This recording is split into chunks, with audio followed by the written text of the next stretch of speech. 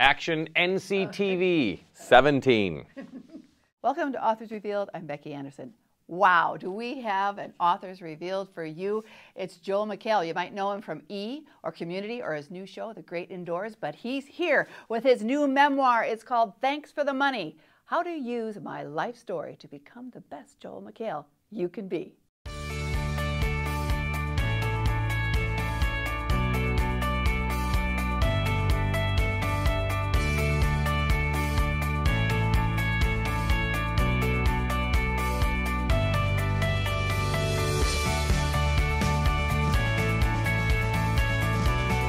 Hey Joel, it's great to have you here. It's nice to be here with Councilwoman Betsy, what's your last name? Anderson. Betsy Anderson. Becky. It doesn't matter. That's all right. You know, I get called Betsy sometimes too. Betsy Ungerson. Becky. Yes, Becky, you got it. Recently voted into office. 2 years ago. Are you getting things done around here? We're trying. So, I want to tell you, this book, what a refreshing antidote. It really is. Many of the books, and we've seen our fair share of celebrity. Do you tell those celebrities that their books are no good? Well, not usually. Not when they're here. I don't believe you. Well, thank you for actually reading it. It's something I have not done yet. Yeah, well, I figured that. But, you know, I think I said before, before you sat down, calling this a memoir. A memoir. Yes, right. It's like a film noir, but making fun of it. Yeah. Well, it's like a docu, you know. It's like a mockumentary, you know, or something like that. But so it's been out for about 2.5 weeks. Yes. So what are you hearing from everybody on this one? Well, in the tweets, they usually things like, "Ha, your University of Washington Huskies lost to USC," and I was like, that has nothing to do with the book. And then like, "Ha, your Seahawks had a tie game, then lost." So it's a lot more sports tweets than book tweets. No, it's been mostly positive. Yeah, that's great. So far, no one has bought the book and went, "Can I have my money back?" Yet. Okay. Well, and you know what I'm going to say to that? Sorry, no money back. Yeah. Well, we want to say thanks for the money. So I just said thank you for your money. Thank you for your money. And I'm we can't give you a refund. I would like to keep it. So where did the idea, the inspiration to write this? Because I know you wrote this with two of your best friends. Yeah, my friends and I, we were in this really beautiful conference room together. And not this one, but it was very similar. I have been offered books over the years. Thank you, it's going well. And I have never felt that a celebrity memoir, some are amazing, like Steve Martin's Born Standing Up. That's a life that I want to hear about. Yeah, right. And I want to know, or Bruce Campbell's If Chins Could Kill. Yeah, that was great. That was amazing. And my favorite one of all time, no offense to Steve Martin or Bruce Campbell, but it's a totally different subject matter, but Andre Agassi's was possibly the best biography I've ever read. Although Steve Martin's made me weep like a baby. So, but I just felt like you have to have a really interesting life to be able to write a memoir, and mine is just not that interesting. My dad's from Chicago, barf, and so we just thought, because there's so many celebrity memoirs, what could we do to mix it up? And we thought, make it half a self-help book. Those seems to help. And my first name is Joel. And there's Joel Osteen sells a lot of books, so maybe they'll make a mistake. That's true. Well, we see it's not just memoirs. We see picture books. We see middle grade books for kids, YA books from celebrities. From celebrities. Yeah. So it's always interesting. Like Will Forte and I, we released our books on the same day. He released a book of like a comic strip that had gotten him his job at Letterman, which was it's very funny, but he said these have been sitting around for almost 20 years. How long ago I got that job? And this guy was like, we got to publish it, and they finally did. Yeah, and so it's great. Yeah. Well, we've seen graphic novels, Ethan Hawke was just here. And that's a really good graphic novel. Yeah. I've got it. It's great. Yeah, it's really good. Maybe we should do a graphic novel next time. That's what I was going to suggest. Yeah. Okay. But so I just like almost anything. Some are really good and some are totally boring. Right, and ours was, we wanted it to be good and boring. Yeah, good. Well, I just wonder about some of these ones that people, why do you think people are going to want to read your memoir? And I think it would be great to compare a memoir and then years later, after they're gone, read a biography and see how they compare. Oh, well, It would be very interesting. I mean, with social media, you can find out pretty quickly now how people actually are. And I'm a monster. So was this a big jump for you, writing this from skewering celebrities on The Soup or anything? Or was this sort of an extension of it, or No. or doing it to yourself in a way? Well, hopefully I was being self-deprecating on The Soup, because we would always make fun of the fact that no one was watching. But no, I mean, it's totally different than, you know, telling monologue jokes, and obviously it's totally different than Community or doing movies. So it's sitting at a computer trying to come up with funny things. Right, right. But the thing is, I think what you're, you know, we can call this a memoir, but you put a lot of yourself into this too. Right, I mock my poor parents a lot. No, that's just one chapter. Yeah, I mean, it's not a memoir in that it's fake. I mean, the memoir is all real. The memoir part, it's hopefully funny. Yeah, we've made it funny, hopefully, and then the rest of it, you know, is the self-help book, how to take that memoir and how to make use it to make your life great. Yeah. Well, which is become famous and get free stuff. Yeah. Because the weird thing happens. What happens when you get any sort of level of fame, as I'm sure you're well aware of, Barbara, is that people start giving you stuff for free and inviting you to things that you were never going to ever be invited to. And it's very strange and wonderful. It's really weird. So your editors, or your compilers, you know, your two friends, Brad and Boyd, tell us about them and how long you guys been writing together. I don't like working with them. I've been working with them for about 13 years, and since I am hyper dyslexic, I don't know if you call it that, I'm just putting the word hyper on it just to make it more dramatic, and very ADHD, I have a hard time focusing for very long. I can hardly focus on you. It's hard. This carpet is mesmerizing. I feel like a border collie right now, and I just want to run with my eyes bulging out, staring sheep down. But I need them to help me write the thing, because I won't. I would just I would play a video game. I would see how far I could shoot a tennis ball in the air with some sort of homemade pressure gun. So I need them to sit behind me and yell at me and go like, write it, monkey. And then I'll start writing, and then so they help immensely. They also helped write the White House Correspondents' Dinner, and my friend Becky Anderson also did that. And they also I've done a number of commercial campaigns that we have all written, and now Boyd and Brad are also writers and producers on The Great Indoors, which airs after The Big Bang Theory on Thursday nights, 8:30, 7:30 Central. So they are integral to my making a lot of stuff happen, or I'd just be sitting around yelling at the television. Yeah. So, you know, you do talk about your dyslexia in the book, and I know there's something about working, you know, having to use teleprompters. Yeah. And the Correspondents' Dinner, I mean, that was huge. So it really was. And now being in this Marriott in Naperville really brings it home. Bunny is your name? Yeah.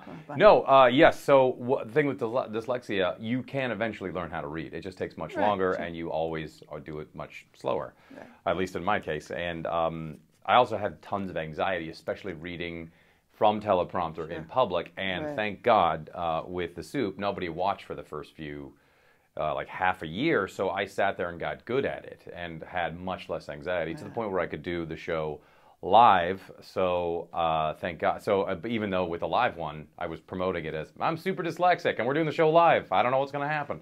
And when I was doing it live, I would screw it up a lot, which helped some. And I figured out, or we all figured out, it actually helped the comedy in a strange way. Yeah. And with the White House, I basically could have told you those jokes back. I could have almost done that verbatim. So you memorized all that, probably? I did not memorize it on purpose. Okay. But I was insanely familiar with it, only because I wanted to get it right. But I also, with that particular bunch of jokes, it had to be very up to date, and it had to be as good as it could be, or I would be ridiculed by everyone. Yeah, but I know your son, of course, I think he got sick afterwards, your son Isaac. No, he was sick beforehand. Oh, he's sick. Beforehand. So he was sick about 5 minutes before we met the president. And if you look at the photo in the book, we've turned his head away from the president, so he did not launch all over him. Right. And then my wife and I Not the next day, but the next morning, as we boarded a flight home across the country, we both got insanely ill on the plane. And I have never been ill on a plane. And let me tell you, it's fun for everyone around us. They were like, thank you. It was great. Because it's contagious. And all I did was I just stared at my iPad and played Angry Birds, and then the feeling would come on again, and then I'd be like, man, I'm going to get up, move about the cabin, and hopefully the bathroom will be open. Well, I'm glad you got through the dinner, though. And we flew first class, and my wife was like, we're not flying first class, let's save the money. And I was like, I just hosted this thing, we're going to fly first class, I'm exhausted, I'm going to splurge, we're doing it, I used miles. And thank God we did, or we would have made our neighbors. It would have been like a horror film in the back. Well, it works like a wave with somebody. Yeah. So since we were both in the aisle, we could keep running to the bathroom. Yeah, and, exactly. There you go. So I know in the book you talk about your family and all those great pictures too. But you have two brothers, one older, one younger, and you are the middle child. Yeah. I know what that feels like. But what was it like growing up with two brothers? I mean, were you always the what it was like to grow up with I have three brothers. my two brothers? No, but I have three brothers. So you're not a middle? I am a middle. You're shared middle? I'm a shared middle. Oh, so you had it easy. Yeah. But no, were you always entertaining your brothers, or were you like the comic relief for everybody? Well, I don't know. Yeah, I guess so. But my brothers are really funny themselves. Yeah. But all I wanted to do growing up was cook. I liked making omelets for them. I cooked a lot, and I still do today, everyone. Well, there's a cookbook. I always thought I would be, cookbook coming up. I always wanted to be a chef. But it wasn't like I was the zany one at the table, because my dad's very funny, despite being from Chicago. Ooh. No, so I didn't feel like they were just staring like, make us laugh, monkey, dance around. There was a lot of laughs growing up, so and everyone there was a lot of clownery and buffoonery. And so I don't think it was. I used my comedy in school to appear less stupid, as I felt I was, because I couldn't read. But that's where I think it came out. That's where I really kind of let it fly. Sure. But and I love the pictures in the book about even when you were a child, all the product endorsements you did. But using the entire family was fun. Well, we want to get some free stuff. I'm surprised I haven't gotten anything. I thought I would at least get some pork sausage from Jimmy Dean, but I still haven't yet. Those are great. But now a cookbook, that's in the works. Coming out apparently. I'll be back in this conference room right here with Bunny. Yeah. But audiobook, you did your own audiobook, which was great. Yeah. I think you're the only one that could do it. So what was that like, recording the audiobook? Living hell. Was it? Horrible, because I had to sit there and read my own words, which I can't read very well. So something that should have taken about a day took 3. Yeah. My friends, Boyd and Brad, were there, and they were like, we almost felt sorry for you. And that made us feel weird that we almost felt sorry for you. Yeah. It was, my poor wife had to, my wife is on the audiobook reading her sections. She rebuts the things, the chapter where we met. And she watched me tape a little bit, and she was like, oh my gosh, you actually, because I have passed it down to my sons. I'm such a great dad. So they're like, oh, I can't believe I'm surrounded by these people. Yeah, but in the end, though, were you pretty happy with how it turned out? I was happy. I don't like listening to my own voice because it's a really. Yeah. Well, a lot of people don't, though. It's like it would be like, yep, nailed that one. Or what I would do 90% of the time, I'd be like, missed the joke. Oh, you blew that joke. Way to go, dummy. Yeah, I'm able to really take myself out. Yeah. But I think in audio, this would be great to listen to. So, it is. It's the best audiobook ever made. It's better than Stephen Fry's Harry Potter. Oh. Okay, so 12 Years of Soup and 6 seasons. 12 Years a Slave, yes. 12 Years of Soup, yes. Yes, and 6 seasons of Community. So do you miss those experiences? Because I loved watching you on Soup. Thank you. Yeah. Even when it was a long time ago. Wait, 2004 or 91 when Greg Kinnear started doing it? No. When you started doing it. Yeah, that was 2004, before I had children. And now they're 11 and 8. Do I miss it? There's it's like missing, I don't know how to describe it. It's like missing like high school or college or something like that. Not saying that was high school or college, but it's like, oh, that was a period of time that is now over. But I am like very happy making the new show. I was very happy making the book, and so there's a side of me that's like, oh, I missed that time, but more so I'm very excited about what I'm doing. But did you feel that Soup kind of prepared you for doing Community and to do the Great Outdoors? Well, I took the Soup because I couldn't get any job in television, and when I saw that job, or when I came in, I was like, I think I can do this job. But at that time, I was not being asked to audition for lead roles in any television shows. Obviously, no movies. And that show got me into the room for Community because Dan Harmon, who created Community, his girlfriend at the time, Erin Hill, she said, that's the guy you should bring in to read for Jeff Winger. And that's why I got the role. So it did what I wanted to do, which is get out there. And Hollywood is a very weird place in a great place sometimes, but it is talent and popularity and being being good when you get in the room. But so it all that stuff where I almost didn't get that role, but that said, yes, it worked great. Yeah. So tell us a little bit about the Great Outdoors a little bit. Great indoors. Great indoors. Bonnie. Sorry, Great Outdoors. Bonnie, now that you're on student council, I've made it. No, the Great Indoors. As I already have mocked, Stephen Fry is on it with me, and Boyd and Brad, the great Stephen Fry, who will eventually be knighted here pretty soon, I think, and Chris Mintz-Plasse, who's McLovin from Superbad. They are on it with me and a number of other amazing actors. Amazing, as I said.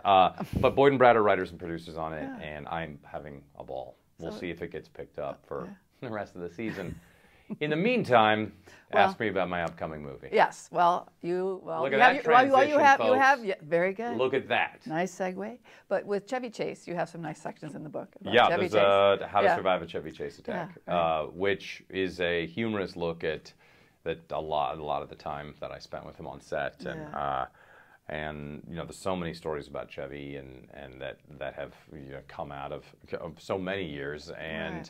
But he and I still talk. I wonder. I have not shown him the book. We'll see if he's like, "You son of a." But hopefully, it's a fun look at our time, because he was super funny on the show, and it's obviously a very rare talent that comes once in a millennia. So really, it was. I hope he likes it. We'll see. We'll see. So that goes to the movie. So tell us about the movie. And it's with Chevy Chase. Ironic. It's Will Forte is the lead in the movie. He plays a guy named Doug Kenny, who was Chevy's best friend, who he started the National Lampoon, which was the Harvard Lampoon. He started the national version, wrote Animal House, wrote Caddyshack, and then died suddenly when he stepped off a cliff in Hawaii. And they're not sure if it was suicide or not. Chevy doesn't think it is, and there's arguments you could make either way. But the guy's life was he was an incredibly gifted guy, and it was a very short life, and he accomplished a ton. He changed American comedy the way that Monty Python or Richard Pryor or guys like that did. And so it's a movie about that time in the 70s, and I play Chevy, who was becoming this massive star. And it's directed by David Wayne. As I said, Will Forte's in it, Thomas Lennon. There's a bunch of folks in it, so it's good times. And when is it going to come out? I don't know. Okay. I think in about 6 months. It's a Netflix film. Ted Sarandos, who runs Netflix, loves the subject, so it worked out great. Yeah. Okay. Can't wait to see that. So, what do you hope people when they read "Thanks for the Money"? How to use my life story to become the best Joel McHale you can be? I hope they laugh. Yes. No, the book is Recess. It's hopefully you will have fun, and you will learn about me, and you'll learn about me putting a loaded gun in my mouth on accident. Smart. It really is. There's a whole story in it. It was not smart. You'll see how I describe it, but. You'll learn, even if you could hopefully read this book and be completely uninterested in me and still laugh. Yeah. Right. But it should be fun. And if you want, there are actually useful life tips in it. Okay. Like great. how to make fun of Robert De Niro to his face. Okay. Nice. Tips we can all use. Okay. Yeah. All right. Okay, Joel, I end these interviews with a quick quiz. So, Oh. no, you know all the answers. So This these is are how these, you no, get out of this? Oh, this is easy. Okay. Who have you done this quiz to before? Oh, many people. Name one. Okay. Caroline Kennedy, Tom Brokaw. That's just a two. ton. That's a ton. This is my 300th of these, so I don't know. 300. That's right. You are number 300. Dear, this is great. What do I get? A T-shirt? You should. You should a get poster? some kind of prize. All right. Okay, Quiz. Tom Brokaw quiz. Some of them are book related, some are not. Okay. What was your favorite book when you were a kid? Do you remember? Pass. Okay. Any book? Oh, you remember? I thought this was like a game show. No. You can't pass on it. Favorite book as a kid? Even when you what level of child? Any level. High school, when you were in grade like school? the Five Chinese Brothers. Oh, okay. All right. How about if you could live in the world of a book or a movie, or even a television show, what would it be? You don't have to stay there. It could be a temporary visit. Sophomore Spanish. Okay. How about a fictional character that if you had to survive the zombie apocalypse, who would that be? That person you'd have by your side. Wait, so there's not only is there a zombie apocalypse, but I get to play someone who doesn't exist. Or you can choose your sidekick who's going to help you survive. Mark Watney. Okay. Do you know who he is? I'm not sure. Oh, he's from The Martian. Oh, yeah. No, I'd want to be Matt Damon. Oh, you want to be Matt Damon? He has so much Matt money. Damon. He Yeah, has so much right. money that he would be able to protect himself from this zombie apocalypse. All right. Okay. I just like there's fictitious. I don't know, Gandalf. You just Gandalf. cast Well, see, spells. I've had that answer before. Yeah. That's a good one. Okay. What's Gandalf Jr. I know you listen to a lot of audiobooks. What's your favorite one you've ever listened to? Or one Ever? This is these. I know, listen, not ever. Just a good one that you've Barney, listened to lately. a good one lately. Dark Matter and the Dinosaurs by Lisa Randall. So that's a science book, and it's great. But anything by Joe Abercrombie, the guy who reads those, Stephen Pacey, is. I could listen to those for the rest of my life. Okay. And Joe Abercrombie's books, like The Blade Itself, those are some of my favorite. It is my favorite fantasy series of all time. Sometimes it really depends Sorry, on the reader. J.R.R. But the reader really, really, really matters sometimes when it comes to audiobooks, I think. Yeah, but I don't. How many times have you had a bad audio experience? I've had. Oh, I haven't had And one. sometimes it's because the book's not so great, but yeah. Well, yeah. Yeah, right. But if you want to listen to a great one, listen to that Andre Agassi book. It is just unbelievable. Okay. Any classics you've ever faked reading? And I think I know the answer. Faked reading a classic. Well, I used to yeah, sure, I know what you're talking about. But now, because I'm so in touch with my dyslexia, I'm just like, absolutely not have I read that. But now, since Audible, the greatest app of all time, has been invented, I've gone back and started listening to. I've gotten through most of Dostoevsky. Wow. So I haven't read the Odyssey yet. Boy, I guess I don't run around in circles where we brag about books. Okay. I've never read Siddhartha. That's okay. That's all right. That's a good answer. What did I try to read that I was like, ugh? I think I've tried to read. No, that was pretty fun. I read Dante's Inferno. Hey. But then again, I'm like, this got translated, so maybe they took liberties. They all got translated practically. They're all translated. But I don't know. I've never read any James Joyce. Well, forget Ulysses. That's my I'm never going to read that. So. Yeah. I read As I Lay Dying, and that's heavy. It is heavy. And we read it in high school, and I was like, geez Louise, what's this? This is crazy. Oh, yeah, right. And how about a book your kids really love? They love all the Percy Jackson stuff. Oh, great. Yeah, they love the, what is it? I can't remember. It'll kill me. Who's the guy that wrote Holes? Louis Zacher. Yes, they love his stuff. Yeah. So, and of course, they love my book. Yes, they do. And I'm sure they read it many times. But they love Percy Jackson. And what's so great about Percy Jackson, and I know that they hear this all the time, but is that my 11-year-old knows the Greek gods better than I do. That's true. Way better than I do. Yeah. He knows all the little god, the lesser god. It's amazing. Yeah, and it's great adventure. It's nonstop action. It's so, well, yeah. it's well written. He does a great job with it. But that Joe Abercrombie, hold on to your hat, folks. I got to get back. And to you will laugh your ass off. Okay. All right. Another book you should read is called Wolf Boys. Oh, Wolf Boys, yeah. You read that? Yeah, I haven't read it, but I have some booksellers who have. Oof. Yeah. And it's a true story about these American kids that became assassins for the Sinaloa drug cartel. And it's like, ooh. Did you read Under Major Domo Minor? Yes. That was great. That was I felt like it was written 500 years ago. I let that sit there for a while, and then I read it, and I was so glad I did. And then when I say read, I listen to these things while I'm working out. But that's good. And when I'm running. That's good. Yeah. I have a brother like you. He loves to listen to audiobooks. Yeah, I can't sit down and read a book. Yeah, right. I wish I could, guys. It's okay. You've written one, so that's cool. Yeah. Eat it. Okay. Bobby. So that's it. It was really fun. I hope I was, I'm sure I was just as interesting as Jacqueline Kennedy and Tom Brokaw. Yeah, at least. Yeah. Okay, Joel, thanks so much. Thank you. Wow, what an author's revealed. I hope you laughed as much as I did. It was Joel McHale with his new memoir. It's called Thanks for the Money, How to Use My Life Story to Become the Best Joel McHale You Can Be. Thanks for joining me on Authors Revealed.